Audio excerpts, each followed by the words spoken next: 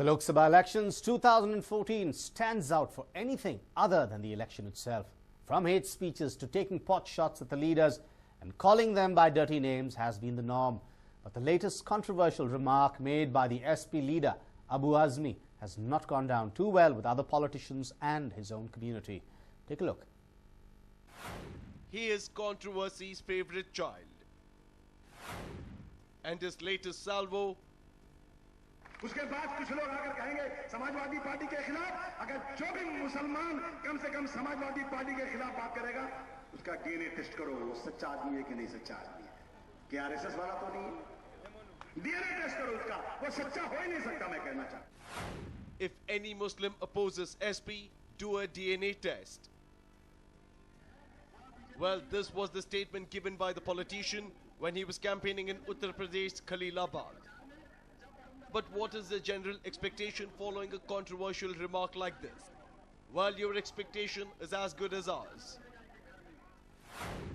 Abu Azmi comes in the line of fire.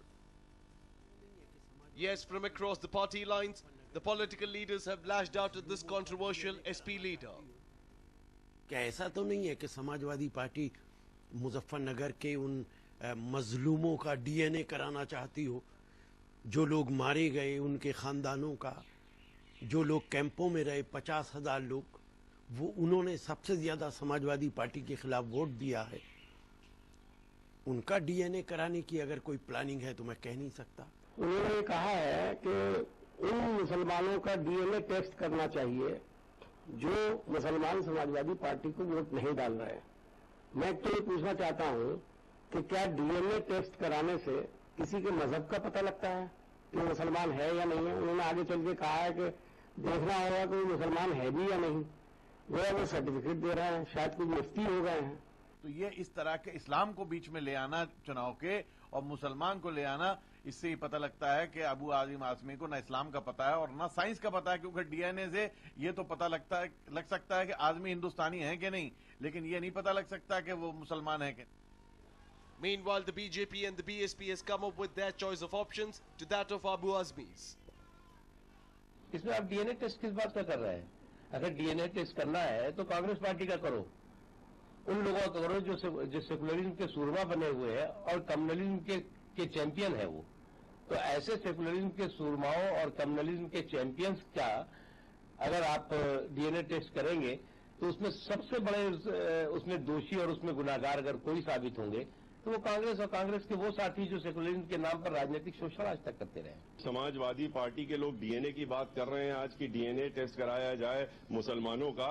Samajwadi party का DNA test हो जाना चाहिए तो उसमें मालूम पड़ जाएगा कि पूरी समाजवादी पार्टी में उनके डीएनए में सिर्फ बलात्कारी, भ्रष्टाचारी और इस दंगा फैलाने वाले सब इसी तरह का डीएनए में मिलेगा, इसके अलावा कुछ नहीं मिलेगा। Well, this modest response came from BJP leader Subramanian Swamy. The veteran politician coolly suggested that it was better to vote for Modi than Mulayam Singh Yadav. मैं तो कहता हूं कि और यदि वो नहीं देगा तो उसका डीएनए में मुसलमान नहीं है, वो और कुछ है, तो मैं तो कहता हूं कि 99% से भी ज्यादा मुस्लिम सभा को इस बेइज्जती की बदला लेना चाहिए और नरेंद्र मोदी को वोट देना चाहिए। If that was the angry reactions coming from the politicians, the Muslim cleric Mufti Mukarram asked the Election Commission to take note of the statement. He said that it was not worthy of a leader to make such statements. देखिए, ये तो बहुत ही अटपटा बयान है और भारत के अंदर जमहूरियत है, डेमोक्रेसी है और वोटर पर कोई किसी का दबाव नहीं है। वोटर किसी का कोई दरखरीद गुलाम नहीं है। तो कोई किसी भी लीडर को ये अच्छा नहीं लगता, उसके लिए मुनासिब नहीं है तो वो ऐसी बात करे और इसके लिए इलेक्शन कमीशन को भी कार्रवाई करनी चाहिए और ये भारत की जमहूरियत के खिलाफ है जो बात कही जा रही है। और डीएनए टेस्ट तो और बात है, उसका वोटर से या वोटिंग से या इलेक्शन से क्या ताल्लुक है। Even Twitterati were shocked with Abu Azmi's ultimatum. Ever since, Twitter is abuzz with criticism for the controversial leader. Abu Azmi shocks the science world by telling the DNA test can reveal if a person is Muslim or not. Abu Azmi, come back to the asylum. All is forgiven, as is the fact you've never had a brain. Abu Azmi wants to test DNA of Muslims who didn't vote for SP. He'll have to get all Muslims tested as they vote for Congress, not SP. Abu Azmi should also be packed to Pakistan along with Modi, as Lalu Prasad told. Best treatment for both morons. Azam Khan's buffaloes devastated after their DNA found similar to that of Abu Azmi. Abu Azmi's train of thought: NDA is BJP's alliance, anagram is DNA. Let's conduct DNA test for Muslims who don't vote SP. Hooray! What can one say? After the controversial rape comment, one was under the impression that the SP's Maharashtra unit chief will not speak in a distasteful manner. But looks like Abu Azmi has decided that he will never learn from his own mistakes. A News 9 report. The Nandamuri Scion Balaya is all set to make a debut in electoral politics, and to make sure that his debut turns out to be a blockbuster, he sprang a surprise for the people of his constituency. Take a look. Balaya's electoral debut to be a blockbuster. Tollywood hero and Nandamuri family icon Balakrishna is eyeing his maiden entry into the assembly from Hindupur in Anantapur district this time. నాకు bad habit ఉంది. Life లో కొన్ని వినకూడదు చూడకూడదని fix అవుతా. పొరపాటున వినా కంటికి కనిపించినా చెవికి వినిపించినా temper లేచుద్ది. The star, who is now basking in the success of the movie Legend, is now expecting a successful debut in electoral politics. And how? The star, who is known to blindly follow his directors all throughout his film career, showed that he can be a quick learner even in politics. Balakrishna sprang a surprise on the electorate of his constituency by shifting his base from Hyderabad to Hindupur overnight. Town traffic సమస్య ఉంది, drainage సమస్య ఉంది. తర్వాత రోడ్లో కూడా మెయిన్గా water problem, అలాగే ఉపాధి. Balakrishna rented a house in the key town of Anantapur district primarily to checkmate his poll rivals who have been tearing into the star and his non-local status. Accompanied by his family members and well-wishers, he even performed the housewarming ceremony today. Speaking on the occasion, Balakrishna asserted that he is here to stay in Hindupur and promised to do his best for the development of the town. Lakshmikant Reddy, News 9, Hyderabad. A forceful speech laced with sobs and comforting words is what AICC President Sonia Gandhi needed to court and win back the confidence of a bruised Seemandra this evening. Braving a wave of opposition, Sonia set her foot in the region this evening for the first time since her controversial Telangana decision. This was the same region that gave the most powerful woman a mock burial for the bifurcation of the state. Addressing an election meeting in Guntur in a last gasp bid to resurrect her dying Congress party, Sonia reeled out all the UPA's initiatives to help the region rebuild itself. Calling the Congress party as the only political outfit to swear by the manifesto and fulfill poll promises, she sought one more chance to ensure an all-encompassing social justice. The turnout was understandably moderate, but that did not deter the AICC chief from making a valiant bid to get the heavily battered Congress back on the high pedestal. Sonia started off with an honest confession that bifurcating the state to untangle a long-pending Telangana issue was a very difficult decision. Empathizing with the Seemandrites, she said she bore no grudge for their anguish and anger. I applaud and salute your achievement. It has been 5 years since the death of the prominent Kannada actor Vishnuvardhan, but the government is still in the process of allotting a plot for his memorial. Every time the government decides on a plot, it hits a roadblock. And this time around, it is the Forest Department which is causing an impediment to this project. Take a look. The construction of a memorial for Sandalwood blockbuster star Vishnuvardhan has been facing a hitch ever since his death. The government had allotted a 2-acre plot in Mailasandra village last year during the month of January. But the villagers protested this development and pressurized the government into returning the land. This time around, it is the Forest Department which is creating hurdles for the project.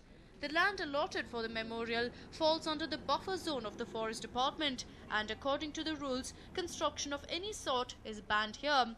The Forest Department has written a letter to the District Commissioner of Bengaluru opposing the construction of the dream project. ಬರ್ದಿದ್ದೀನಿ ವಿಚಾರ correspondence official correspondence ಅದು ಅದರಲ್ಲಿ ಏನಾಗಿದೆ ಯಾವ ಸ್ಟೇಜಲ್ಲಿದೆ ಅಂತ ನಾನು stage by stage ಹೇಳಕ್ಕಾಗಲ್ಲ. Deputy Commissioner B.C. Ramesh has already received the complaint from the Forest Department and he holds a different opinion on the issue. No, earlier we had sanctioned 2 acres of land to Vishnuvardhan Smarak. Then it was under some dispute and the Karnataka Appellate Tribunal has given stay into it, and therefore government thought of giving alternate land, and it has given 2 acres of land there only.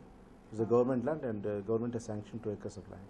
No, it's written that it's coming within the 100 meters of the periphery of this forest. But as far as this is concerned, they are not going to construct, I think, many buildings like that. It will be only like a Smarak, that's park. It will be like a park, and I don't think it will be an issue. The government has already registered the plot for the construction of Vishnuvardhan's memorial, but the Forest Department is yet to give a green signal for the construction. It has been 5 years and there has been no progress in the work of the memorial, and the dilemma still continues. Shobha Jojiga, News 9, Bengaluru. The La Trobe University names a scholarship after Amitabh Bachchan. Amitabh Bachchan, who inaugurated the Indian Film Festival in Melbourne, along with the Melbourne governor and his wife, said he was ecstatic to hear that the La Trobe University had named a scholarship after him. He took to the platform also to thank the governments of Victoria, Australia for calling him to inaugurate the 11-day festival.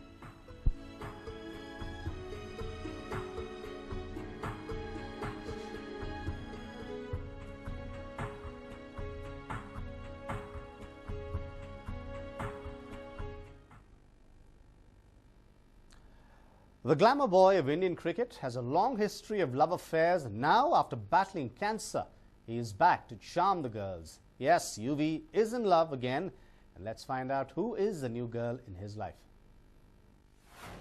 UV in love again. Cricket and Bollywood are 2 of the most glamorous professions in our country.